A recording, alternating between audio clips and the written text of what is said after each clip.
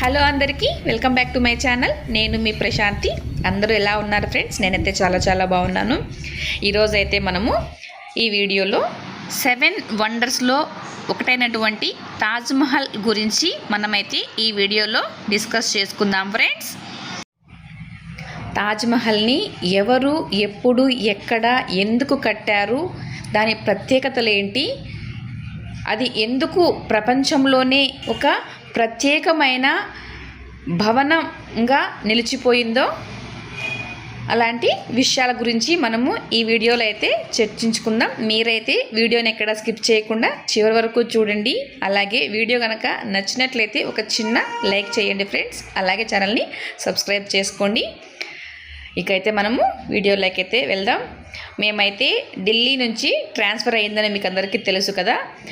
Transfer అయ్యి shift అయ్యే క్రమంలో మా లాస్ట్గా మేము ఈ తాజ్మహల్ని అయితే విజిట్ చేసుకున్నాము.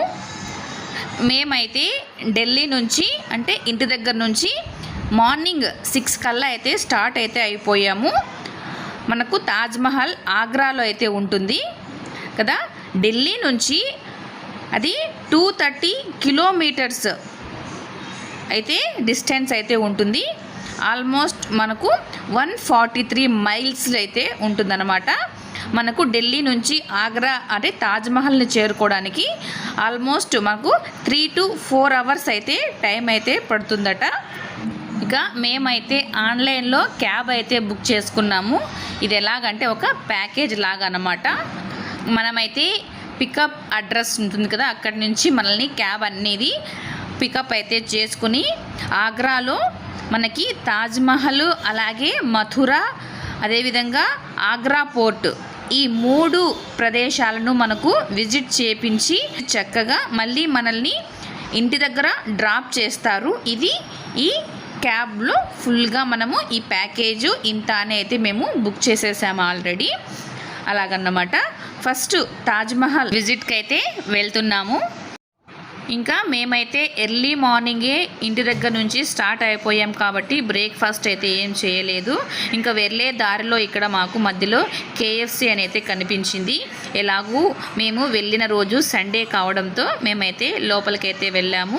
అక్కడికి వెళ్తూనే మాకు KFC చికెన్ బకెట్స్ 1+1 ఆఫర్ అయితే కనిపించింది. చక్కగా వాటిని అయితే ఆర్డర్ అయితే ప్లేస్ చేశాము. అవి కొంచెం మనకు ఇవ్వడానికి కొంచెం ఎక్కువ టైం అయితే తీసుకున్నారు. అందుకని అక్కడే తినకుండా మళ్ళీ లేట్ అయిపోతుంది, ఎండ ఎక్కువ అయితే మళ్ళీ తాజ్మహల్ని చూడటానికి కొంచెం ఇబ్బంది పడతామనే ఉద్దేశంతో మేమైతే పార్సిల్ అయితే చేయించుకునేసి చక్కగా కార్లో కూర్చొని అయితే చికెన్ అయితే ఎంజాయ్ చేశాము. మాకు ఇక్కడ నుంచి స్టార్ట్ అయ్యి ఆగ్రా వెళ్ళడానికి మాకు టోటల్గా 4 అవర్స్ అయితే టైం పట్టింది. సుమారు దగ్గర 11 to 11:30 కల్లా మేమైతే ఆగ్రా అయితే రీచ్ అయ్యాము. మనకి ఇక్కడ మళ్ళీ ఆగ్రా నుంచి తాజ్మహల్కి వెళ్ళడానికి 5 to 7 కిలోమీటర్స్ అయితే డిస్టెన్స్ అయితే ఉంటుందట.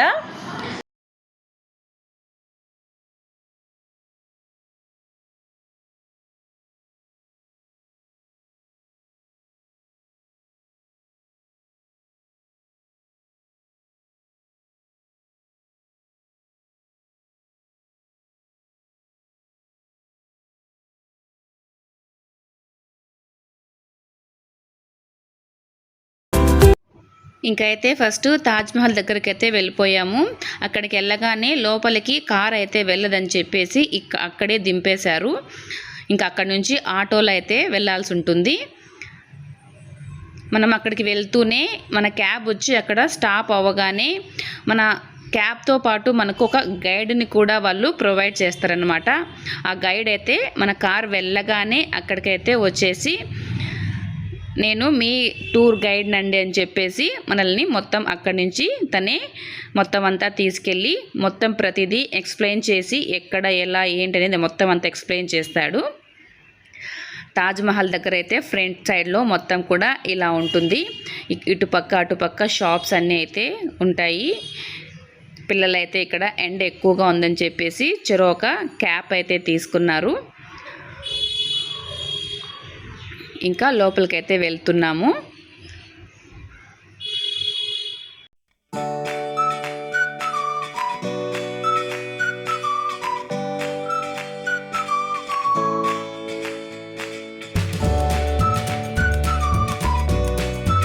నెక్స్ట్ ఇక్కడైతే టికెట్ చెకింగ్ అయితే చేస్తారు. మనం ఆన్లైన్లో టికెట్స్ అనేది బుక్ చేసుకుంటాం కదా, అవన్నీ కూడా మనము ప్రింట్ తీసుకోవాలి. ఆ ప్రింట్ కూడా మనతో వచ్చిన గైడే వెళ్ళి ప్రింట్ అయితే తీసుకొని వచ్చారు. ఇక్కడైతే అందరం కూడా లైన్లో నిలబడుకున్నాము. ఇది ఈస్ట్ గేట్ ఎంట్రీ అనమాట. అంటే దీనికి వేరే వేరే గేట్స్ అయితే ఉన్నాయి. మనమైతే ఈస్ట్ గేట్ ద్వారా అయితే లోపలికైతే టికెట్ అయితే ఇచ్చారు.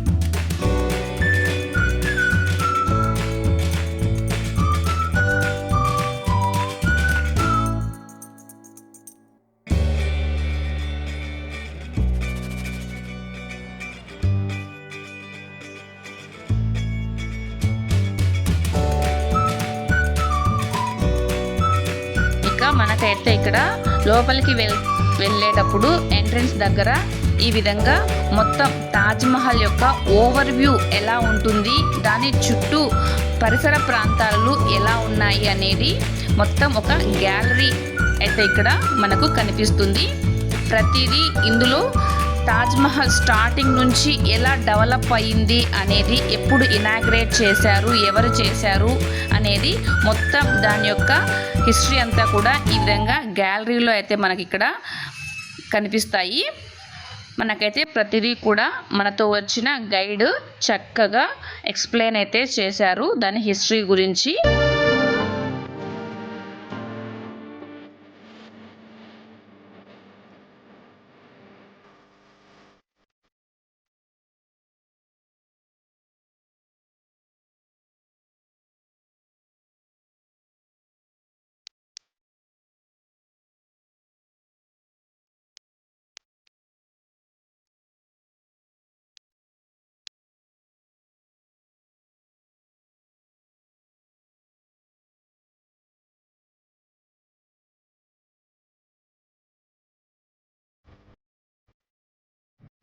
ఇక మనకు అక్కడ కనిపిస్తోంది కదా, అదే తాజ్మహల్కి ఎదురుగా ఉండేటువంటి మెయిన్ ఎంట్రన్స్ అన్నమాట. అక్కడ నుంచి మనము నిలబడుకొని చూసామంటే తాజ్మహల్ అనేది సన్ లైటింగ్స్తో చాలా ఒక డిఫరెంట్ లుక్లో మనకైతే కనిపిస్తుంది. ఇప్పుడైతే మనము అక్కడ ఎండ ఎక్కువగా ఉందని చెప్పేసి ఇక్కడ లోపల ఈ విధంగా ఉన్నాయి కదా, వీటి లోపల నుంచి అయితే అందరూ కూడా వెళ్తున్నారు. ఇవన్నీ కూడా ఇక్కడ పని చేశారు కదా కూలీలు, వాళ్ళు స్టే చేయడానికి ఈ ఎర్ర రాయితో ఇవన్నీ కూడా అప్పుడు కన్స్ట్రక్షన్ అయితే చేశారట. ఆ కూలీలందరూ కూడా ఇక్కడ ఈ గదులలో అయితేనే స్టే చేసేవాళ్ళంట. ఇప్పుడైతే మనము ఈ తాజ్మహల్ యొక్క హిస్టరీని మొత్తం కూడా మనమైతే తెలుసుకుందాము. మనకు ఇక్కడ కనిపించే ఈ రెడ్ కలర్ అంతా పెయింట్ అయితే కాదండి, ఇది ఎర్రటి ఇసుకరాయినైతే ఇక్కడ వాడారట. ఇక్కడైతే ఈ తాజ్మహల్ ప్రధాన ప్రాంగణం అంటే ఈ చుట్టూ ఉన్న ఈ ప్రదేశం అంతా కూడా సుమారు 42 ఎకరాల విస్తీర్ణంలో అయితే ఉంది.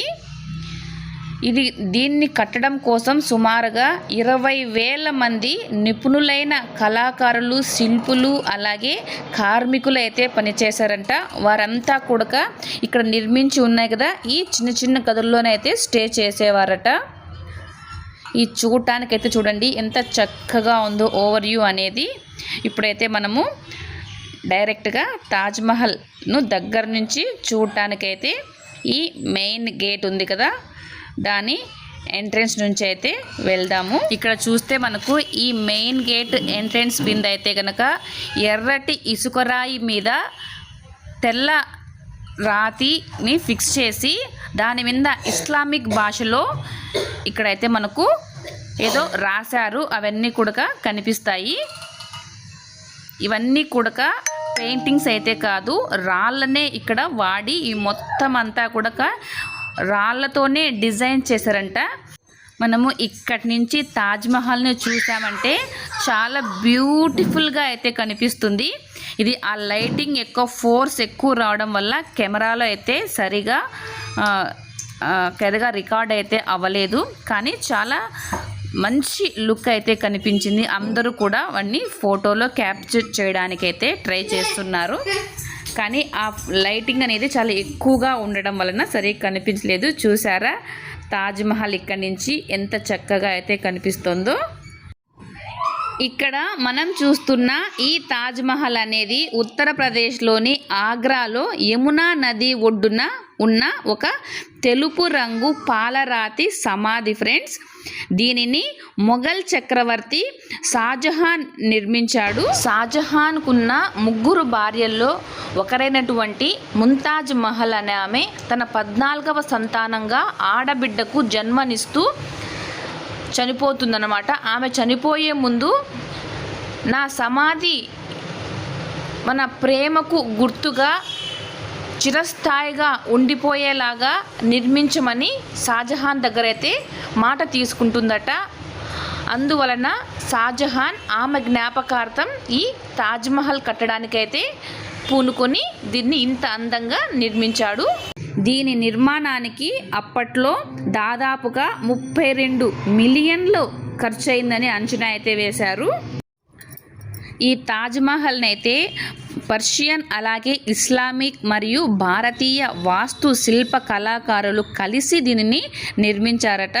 దీనిని ఉస్తాద్ అహ్మద్ లహౌరీ అనే ప్రధాన వాస్తు శిల్పిగా అయితే ఉండి దీని అంతటినీ కూడా నిర్మించారట. దీని నిర్మాణంలో వాడిన పాలరాతిని అంటే వైట్ మార్బల్ను రాజస్థాన్ నుంచి అయితే తెప్పించారు. ఇది 1983వ సంవత్సరంలో యునెస్కో ప్రపంచ వారసత్వ ప్రదేశంగా అయితే గుర్తించబడింది. కట్టడం కోసం సుమారు 20,000 మంది నిపుణులైన కళాకారులు అలాగే శిల్పులు మరియు కార్మికులు కూడా దీనికోసం అయితే 22 ఏళ్ళు పనిచేశారట. మనకు ఇక్కడ కనిపిస్తోంది కదా మధ్యలో సెంటర్లో తాజ్మహల్కి ఎదురుగా ఈ స్టేజ్ లాంటి ప్రదేశం అయితే ఉంది కదా. ఇక్కడి నుంచి షాజహాన్ నిలబడి మొత్తం కార్మికులందరినీ కూడా వాళ్ళ పనితీరును ఇక్కడ నుంచి మొత్తం అంతా కూడా గమనించేవారట. ఇక్కడ నుంచి మొత్తం అంతా కూడా చక్కగా కనిపిస్తుంది.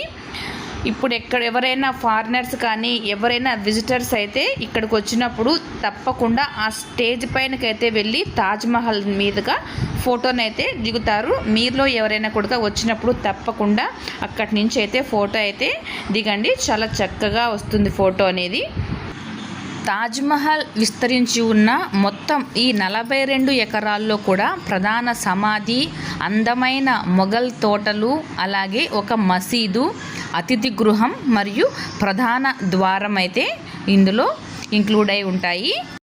తాజ్మహల్ మెయిన్ సమాధిని కట్టడానికి తెల్ల పాలరాయిని వాడితే దాని చుట్టూ ఉండే భవనాలను నిర్మించడానికి ఎర్రటి ఇసుకరాయినైతే అప్పట్లో యూజ్ చేశారు. ఇక సమాధి పైన ఉన్న ఈ పాలరాతి గోపురం అనేది ఈ కట్టడానికి అత్యంత ఆకర్షణీయమైనదిగా అయితే చెప్పుకుంటుంటారు. ఈ ప్రధాన గోపురం ఎత్తు వచ్చేసి 73 మీటర్లు అంటే 240 అడుగులైతే ఉంటుంది. తాజ్మహల్కి డబల్ డోమ్ అంటే ద్విగోపురం అని ఉంటాయంట. ఇవి తాజ్మహల్ లోపల మరియు వెలుపల 2 వేర్వేరు ఎత్తులతో ఉంటాయి. వెలుపలి గోపురం అయితే భవనానికి గంభీరమైన రూపాన్నిస్తే, అదేవిధంగా లోపలి గోపురం అనేది లోపలున్న గదులకు తగిన ఎత్తునైతే అందిస్తుంది.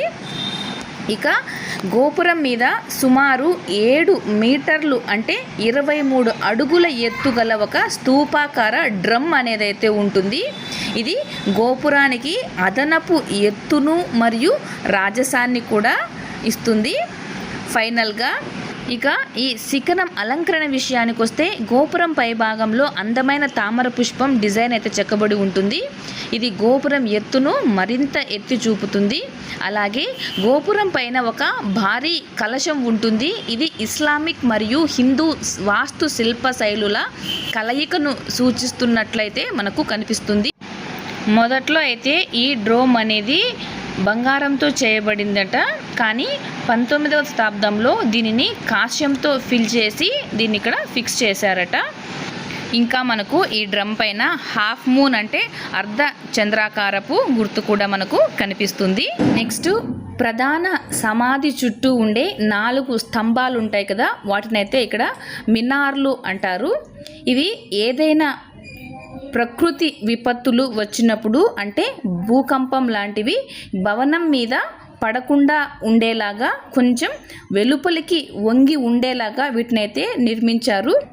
ఇవి ప్రధాన గోపురాన్ని ప్రతిబింబిస్తూ ఉంటాయి. ఇవి వచ్చేసి ఈ 4 మినార్లు కూడా ఈ కట్టడానికి సమతుల్యతనైతే ఇస్తాయి. ఈ మధ్యలో ఉన్న భారీ గోపురం బరువు అయితే సుమారుగా 12,000 టన్నులైతే ఉంటుందని అంచనా అయితే వేశారు. ఇన్ని దశాబ్దాలు గడిచినప్పటికీ కూడా చెక్కు చెదరని భవనం ఎటువంటి ఆధునిక యంత్రాలు కానీ లేకుండా కేవలం శాస్త్రీయ పద్ధతులతో ఈ గోపురాన్ని నిర్మించడం అనేది ఆనాటి వాస్తుశిల్పుల ప్రతిభకు నిదర్శనం అయితే మనము చెప్పుకోవచ్చు. ఈ భవనాన్ని కట్టడానికి ఉపయోగించిన ఈ పాలరాతి శిలలను మరియు ఇతర సామాగ్రిని తరలించడానికి సుమారుగా 1000కి పైగా ఏనుగులను అయితే ఇక్కడ ఉపయోగించారట అప్పట్లో. ఇకపోతే ఇక్కడ తాజ్మహల్ గోడలపైన అలంకరణ కోసం చైనా, టిబెట్, అలాగే శ్రీలంక మరియు ఆఫ్ఘనిస్తాన్ వంటి వివిధ దేశాల నుండి 28 రకాల విలువైన రత్నాలను పాలరాతిలో అయితే పొందుపరిచారట తెప్పించి అక్కడి నుంచి. ఇక్కడ మనం చూసినట్లయితే కనుక ఈ పాలరాతి గోడల మీద ఉన్న డిజైన్స్ అన్నీ కూడా మనకు ఏవో చెట్లు, తీగలు, ఆకులు అల్లుకున్నట్లుగా అంతా మొత్తం ఎక్కడ చూసినా సేమ్ ఈ డిజైనే ఉంటుంది. అంటే ఇవి ద్రాక్ష తీగలుగా, వాటి ఆకులుగా వీటినైతే ఇక్కడ వీళ్ళు శిల్పులైతే వీటిని చెక్కారట.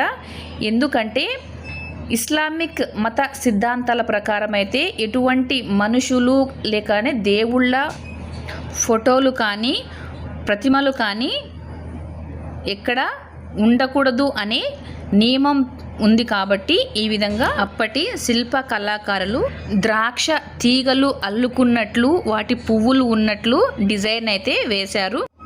తాజ్మహల్లోని మొత్తం గోడల మీద ఎటు చూసినా కూడా మనకు ఈ ద్రాక్ష తీగల డిజైన్సే మనకైతే కనిపిస్తాయి.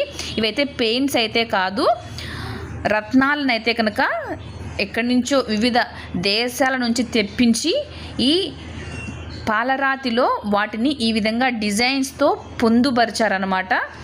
ఎంత టెక్నాలజీని ఏ విధంగా ఉపయోగించకుండా ఎంత చక్కగా డిజైన్ చేశారు అంటే మీరు డైరెక్ట్గా వెళ్ళి చూసామంటే వాళ్ళ పనితనం అనేది మనకు అక్కడ కనిపిస్తుంది. ఇప్పుడైతే మనము మెయిన్ లోపలికైతే సమాధి ఉంది కదా, అక్కడికైతే మనము వచ్చేసాము. ఇంకపోతే లోపలికైతే ఫోను అలో లేదని చెప్తున్నారు. ఇక్కడంతా కూడా చూసారా, కింద స్టెప్స్ దగ్గర చెక్కతో మొత్తం అంతా కూడా చేశారు. దీని కింద ఇంకొక చాలా గదులు అయితే ఉన్నాయట. వీటి కిందనే మనం నిల్చున్న దాని కింద అయితే కనుక మెయిన్ సమాధులు అయితే ఉన్నాయట. ఇప్పుడు మనకి ఇక్కడ కనిపిస్తుంది కదా, ఇదైతే దానికి డోర్ అన్నమాట లోపలికి వెళ్ళడానికి. ఇవి కొన్ని ప్రత్యేక సందర్భాల్లో మాత్రమే వాటిని ఓపెన్ చేస్తారనమాట. కింద ఉన్న అసలైన సమాధులకు ఎగ్జాక్ట్ పొజిషన్లో పైన కూడా నకిలీ సమాధులను అయితే ఇక్కడ మనకు కట్టించారనమాట. ఎందుకంటే ఇట్లా సందర్శకులకు చూడడానికి వీలుగా పైన అయితే కట్టించారు. లోపలికైతే ఎవరిని అలో చేయరు. ఈ విధంగా ఈ కింద ఉన్న గదులలోకి ఎవరిని వెళ్ళనివ్వకుండా ఎప్పుడూ వీటిని మూసి ఉంచడం వెనుక ఒక పెద్ద రహస్యం దాగుందనైతే మనకు చాలా కథనాలైతే వినిపిస్తున్నాయి. అదేంటంటే ఈ తాజ్మహల్ కట్టిన ప్రదేశంలో తేజో మహల్ అనే ఒక పెద్ద శివాలయం అయితే ఉండేదని, దానిని షాజహాన్ ఆక్రమించి దానిని కూల్చివేసి దాని మీద ఈ తాజ్మహల్ను నిర్మించడనే కథనాన్ని హిందూవాదులైతే మనకు చెప్తున్నారు. ఈ కింద గదులలో ఆ శివాలయానికి సంబంధించిన ఆనవాళ్ళు గుర్తులు లోపల ఉన్నాయని వీటిని ఎప్పుడూ మూసే ఉంచుతారు, లోపలికి ఎవరిని వెళ్ళనివ్వరని అయితే వాళ్ళు చెప్తూ ఉన్నారు. ఆ విషయాన్ని అలా ఉంచితే లోపల ఉన్న షాజహాన్ అలాగే ముంతాజ్ మహల్ యొక్క సమాధులకు అసలైన సమాధులను పోలిన డూప్లికేట్ సమాధులను అయితే సేమ్ అదే ప్లేస్లో పైన వాటినైతే నిర్మించారు. ఇలా సందర్శకులకు చూడటానికి వీలుగా, అంటే లోపలికి ఎవరిని అలో చేయరు కాబట్టి పైన ఈ విధంగా అసలు సమాధులను పోలినటువంటి నకిలీ సమాధులను పర్యాటకులకు చూడటానికి వీలుగా అయితే నిర్మించారు. వీటిలో చిన్నగా ఉండేది ముంతాజ్ మహల్ సమాధి, అలాగే అటుపక్కన పెద్దగా ఉన్న సమాధి షాజహాన్ సమాధిగా అయితే చెప్తారు. ఇక్కడ చూస్తే మనకు సమాధుల మీద కూడా ఇక్కడ డిజైనింగ్ అనేది పాలరాతి మీద రకరకాల రత్నాలను ఉపయోగించి ఈ విధంగా డిజైనింగ్ అయితే చేశారు. ఆ కాలంలో ఎటువంటి ఆధునిక పరికరాలను ఉపయోగించకుండా శాస్త్రీయ పద్ధతిలో ఈ శిల్ప కళాకారులు ఈ తాజ్మహల్ని అయితే నిర్మించారు. కాబట్టి దీనికి ఇంత ప్రత్యేకమైన స్థానం అనేది మన ప్రపంచంలోనే 7 వింతల్లో ఒకటిగా ఇది నిలిచిపోయింది. అప్పటి నుంచి ఇప్పటికీ కురక ఎక్కడ చెక్కు చెదరకుండా అయితే ఈ భవనం అయితే ఉంది.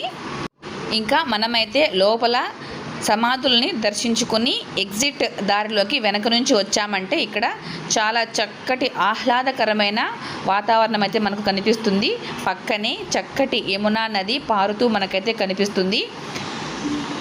చాలా మంచి వ్యూ అయితే మనకు బ్యాక్ సైడ్ నుంచి అయితే కనిపిస్తుంది. చూశారు కదా ఎంత చక్కగా ఉందో. ఇక్కడ నుంచి మొత్తం ఆ నది, ఆ తర్వాత ఆ చెట్లు అవన్నీ చూస్తుంటే చాలా ప్లెజెంట్గా అయితే మనకు అనిపిస్తుంది. ఓకే ఫ్రెండ్స్, చూశారు కదా, ఇది తాజ్మహల్ గురించి నేను తెలుసుకున్న కొన్ని విషయాలు మీతో అయితే షేర్ చేసుకున్నాను. ఇంకా చాలా విషయాలు ఉన్నాయి, అవన్నీ కూడా ఒకే వీడియోలో చెప్పడానికి ఇప్పటికే వీడియో లెంత్ అనేది చాలా ఎక్కువ అయిపోయిందని నేను అనుకుంటున్నాను. మరొక మంచి వీడియోతో మళ్ళీ కలుసుకుందాం. ఇక ఇప్పుడైతే ఈ వీడియో కనుక మీకు నచ్చినట్లయితే ఒక చిన్న లైక్ అయితే చేసి ఛానల్కి సపోర్ట్ చేయండి. అలాగే ఛానల్ని సబ్స్క్రైబ్ చేసుకొని బెల్ ఐకాన్ని ప్రెస్ చేశారంటే నేను ఏ వీడియో చేసినా మీకైతే వెంటనే నోటిఫికేషన్ అనేది వస్తుంది. Thank you very much for watching. Bye bye.